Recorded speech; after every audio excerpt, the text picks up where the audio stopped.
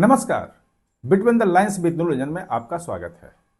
आज हम बात करेंगे केरल में। और केरल में जो हिंदू एकता की बात शुरू हुई है और पहली बार केरल के इतिहास में पहली बार हिंदू जातियां जो हैं वो एकजुट होने लगी हैं, उसकी आवाज उठने लगी है। जाहिर है इससे कांग्रेस में हड़कंप मच गया है। हड़कंप क्यों मचा है? हिंदुओं की एकता से उसको क्या खतरा है? और क्या इससे सीपीएम या सीपीएम के नेतृत्व वाला जो एलडीएफ है, लेफ्ट डेमोक्रेटिक फ्रंट, उसको फायदा होगा या भाजपा को बहुत ज्यादा फायदा होने वाला है या भाजपा को नुकसान हो जाएगा? वहां पे केरल की पॉलिटिक्स पूरा उलट पुलट हो रही है आजकल, और इसको समझना जरूरी है क्योंकि 2.5 महीने बाद चुनाव है और अभी जो मूव हो रहा है उसका इंपैक्ट आने वाले चुनाव पे निश्चित रूप से पड़ना तय है। लेकिन चर्चा के पहले आपसे अनुरोध है कि आप हमारे चैनल को सब्सक्राइब कर लीजिएगा, बेल आइकन बटन दबाइएगा और कमेंट जरूर कीजिएगा क्योंकि आपके कमेंट महत्वपूर्ण होते हैं। तो दरअसल है क्या कि वहां पे कल एक बड़ी बैठक हुई और बैठक जो थी वहां की जो सबसे बड़ी जाति है जनसंख्या के हिसाब से, कहते हैं कि 23-24% उनका पॉपुलेशन है, ओबीसी की जाति है, इडवा जाति है। और इडवा जो है वो श्री नारायण गुरु जो बड़े सामाजिक सुधारक थे केरल के, उनको मानने वाली जाति है। वो इसी समाज से थे और इनका एक संगठन है श्री नारायण धर्म परिपालन योगम। ये इनका बड़ा संगठन है और वेल्लापल्ली नरेशन जो हैं वो इसके प्रमुख अध्यक्ष हैं। उस बैठक में प्रस्ताव पारित हुआ कि तमाम हिंदू जातियों को एकजुट होकर के और जो मुस्लिम तुष्टीकरण हो रहा है उस पे रोक लगानी चाहिए, क्योंकि जहां जहां मुसलमान हैं और जो सरकारें बनती हैं, वो खासतौर पे जब यूडीएफ की सरकार बनती है, क्योंकि यूडीएफ में कांग्रेस नेतृत्व जरूर है लेकिन उसमें महत्वपूर्ण घटक दल जो है वो इंडियन यूनियन मुस्लिम लीग है और मुसलमान उसी को वोट करते हैं। ज्यादातर मुसलमान जो हैं वो आपको लगता है कांग्रेस को वोट करते हैं, लेकिन वो इंडियन यूनियन मुस्लिम लीग के कारण वोट करते हैं। और इसके साथ ही वो जमाते इस्लामी जो है, बाकी जो कट्टर संगठन है, वो भी कहीं ना कहीं कांग्रेस के फोल्ड में आ गए हैं। अब है क्या कि ये जो इडवा जाति है, इसको एक और चीज समझिए कि ये मुख्य तौर पे सीपीएम का जो है कैडर बेस्ड है। सीपीएम के जितने कैडर हैं वो इसी जाति से आते हैं, यानी कि सीपीएम वहां जो है यूं कह सकते हैं कि हिंदुओं की पॉलिटिक्स करती है, क्योंकि ईसाई जो हैं वो भी ईसाई भी कहते हैं कि 16-17% है, कुछ 18% कहते हैं ईसाई वहां पॉपुलेशन है। वो कांग्रेस का वोट बैंक रहा है, तो उसके कारण से कांग्रेस के नेतृत्व वाला जो है वो यूडीएफ वो सरकार में आती रही है।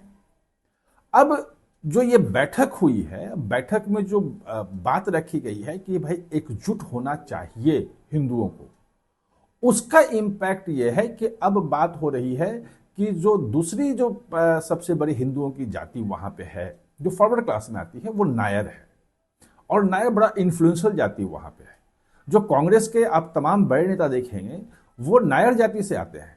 शशि थरूर 4 बार के एमपी हैं, नायर हैं। जो केसी वेणुगोपाल जो राहुल गांधी के बहुत करीबी हैं, संगठन महासचिव कांग्रेस के हैं और जिनके बारे में कहा जाता है कि वो मुख्यमंत्री को के दावेदार के रूप में अपने आप को देख रहे हैं वहां पे, क्योंकि इस बार यूडीएफ की सरकार बनने की बात हो रही है, तो अपने आप को दावेदार के रूप में उनकी सबसे बड़ी दावेदारी मानी जा रही है। तो केसी वेणुगोपाल भी नायर से आते हैं। अब नायर का जो संगठन है वो जो है नायर सर्विस सोसाइटी करके है, जो नायर को पूरे संगठन को पूरे देखती है कि नायर जाति के हित क्या हैं, कैसे हैं। जो यहाँ जातियों का संगठन तो वैसे वहां जाति का संगठन है और उसका जो है जी सुकुमारन नायर उसके प्रमुख हैं। उन पे दबाव आया है कि भाई अगर इडवा की तरफ से श्री नारायण धर्म परिपालन योगम ने जब प्रस्ताव पारित कर लिया है वहां पे, तो अब आपको भी सामने आना चाहिए। और उसमें बेल्लापल्ली नरेशन जो है उनका बेटा जो है वो तुषार बेल्लापल्ली, उसको प्रमुख बनाया है कि आप नॉमिनेट किया है कि आप जाकर के ये जो नायर सर्विस सोसाइटी है और इसके जो प्रमुख हैं जी सुकुमारन नायर, इनसे जाके बातचीत करो। यानी कि ये अगर दो जातियां एक साथ होती हैं जिसको वोट करेंगी, 40% वोट है, उसकी सरकार बननी तय है। जाहिर है कि अगर और एक प्रस्ताव उसमें और भी है, वो ध्यान देने वाली बात है। यह कहा गया है कि हे हिंदू की जाति तो एक हो ही, जो क्रिश्चियन कम्युनिटी है उसके साथ भी ये बातचीत करें और उनको भी जो मुस्लिम तुष्टीकरण हो रहा है उसके खिलाफ, मुसलमानों से जो खतरा है केरल को, उसके खिलाफ वो भी साथ में एकजुट हो। और आपको ध्यान होगा कि ईसाइयों को साथ लेने के लिए भाजपा पूरे प्रयास कर रही है और ईसाइयों ने वोट भी दिया है वहां पे।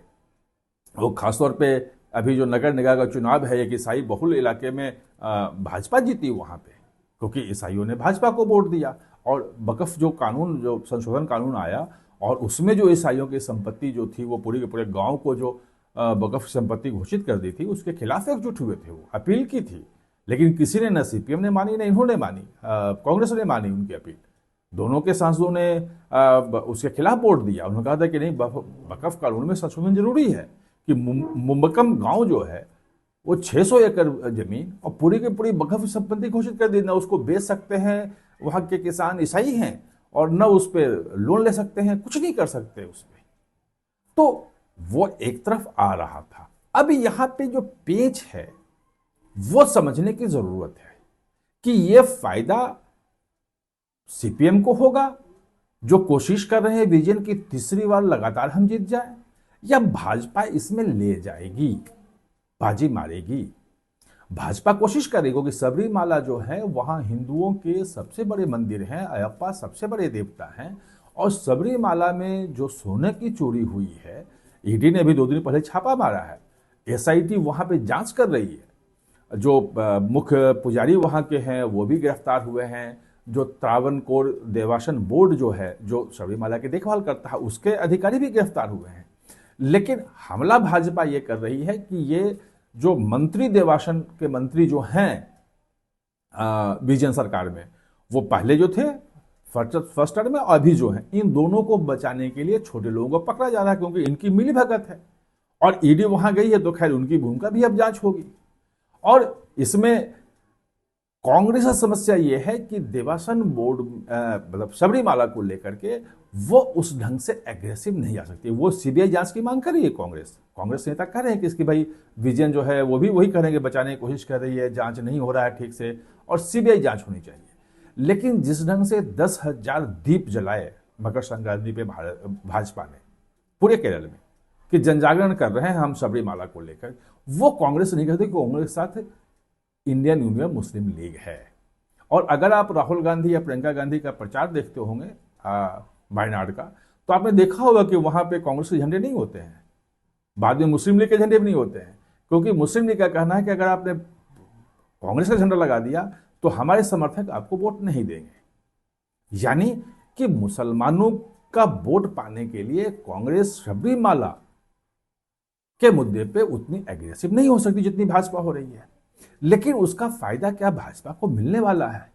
जो जानकार कहते हैं कि अभी भाजपा वहां छोटी पार्टी है, और अगर हिंदू एकजुट होता है और खासतौर पे ईडवा जाति एकजुट होती है, तो ईडवा में बहुत ज्यादा प्रभाव जो है सीपीएम का है, और सीपीएम को लोग वोट देंगे कि सीपीएम के लोग मुसलमानों के खिलाफ हो गए हैं। अभी जो लोकल बॉडी इलेक्शन हुआ था, वो मल्लापुरम इलाके में एक म्यूनिसिपलिटी का उदाहरण दिया सीपीएम के वहां पे मंत्री ने, बड़े नेता ने दिया, कि भाई वहां जो है हम तो बात कर रहे हैं सेकुलर की, सीपीएम एक सेकुलर पार्टी है, और वो जो मुसलमान वोट दे रहे हैं वो दे रहे हैं मुस्लिम लीग को। वो धर्म देख के, वो तो मतलब सांप्रदायिकता के आधार पे वोट दे रहे हैं। तो हम कब तक एक सेकुलरिज्म की बात करते हैं? बड़ी बात सीपीएम उठा दी है, और हिंदुत्व को की बात वो करने लगे हैं। और ये जो बेल्लापल्ली नरेशन है, इनको अपनी गाड़ी में मुख्यमंत्री जो है वो कार में बिठा के ले गए। बड़ा मुद्दा बन गया कि एक जाति के प्रमुख को, धर्म के प्रमुख को आप कैसे मुख्यमंत्री सीपीएम का गाड़ी में बिठा सकता है?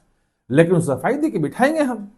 अब उसमें एक पेच ये है कि उनका बेटा जो तुषार बेल्लापल्ली है वो बीजेपी में है, एनडीए का कन्वीनर है केरल का, जिसको ये कहा कि जाति को इकट्ठा करने के लिए आपको जिम्मेवारी है, आप बातचीत करो सब लोग। अब तुषार बेल्लापल्ली अगर सबको इकट्ठा करते हैं तो एनडीए की तरफ से वो बीजेपी का संदेश जाएगा वहां पे, और एनडीए से वो चुनाव भी लड़े हैं, वो लगातार एनडीए के साथ हैं। अब है क्या कि उन्होंने एक वो अपना वो बना भी रखा है कि भारत धर्म जन सेना के नाम से एक पार्टी बना रखी है जो एनडीए का पार्ट है। वहां पे बहुत सारी चीजें अभी घौच पौच हो गई है। इन चीजों को जैसे जैसे मामला सुलझेगा आपके सामने हम लेके आएंगे। केरल का इलेक्शन इस बार बहुत इंटरेस्टिंग होने वाला है। आप हमारे साथ जुड़े इसके लिए बहुत बहुत धन्यवाद।